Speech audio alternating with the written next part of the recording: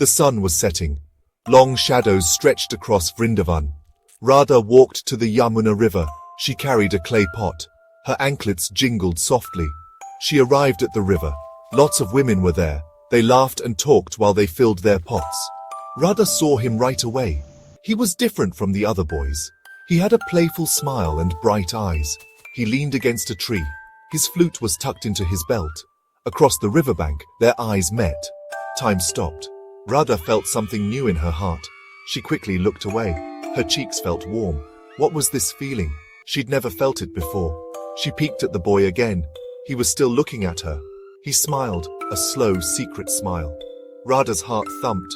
She finished filling her pot, her hands a little shaky. As she turned to go, she saw him walking towards her. He stopped in front of her, his eyes shining. "I think you dropped something," he said, his voice like music. He held out a small, pretty flower. It was the same color as Radha's scarf. They became friends. They spent their days exploring the forests of Vrindavan. He played his flute. She listened, completely enchanted. His music spoke to her. It understood her secret feelings. They shared stories and laughed together. He was the missing part of her life she never knew she needed. He loved to tease her. She pretended to be mad. But his playful ways made her happy. They had a special connection. He understood her better than anyone. He saw more than just how pretty she was. He loved her spirit, her laugh, even her tears. They often sat by the Yamuna river.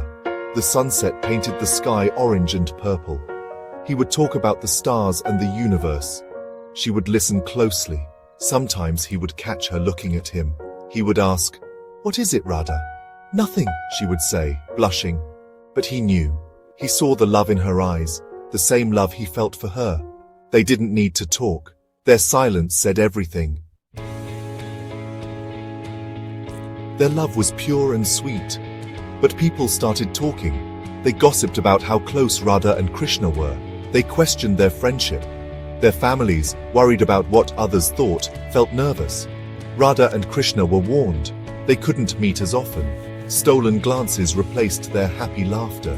People's expectations felt heavy. They felt trapped. Their love was like a small flame, and the rules of society were like a strong wind.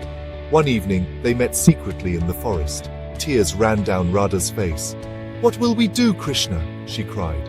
He hugged her tight, his heart hurting. He didn't have any answers. He knew their love was causing pain. He looked into her sad eyes. He made a choice that broke his heart. "Radha," he whispered, his voice rough. "For you, for our love to live, we have to give something up." He decided to leave Vrindavan.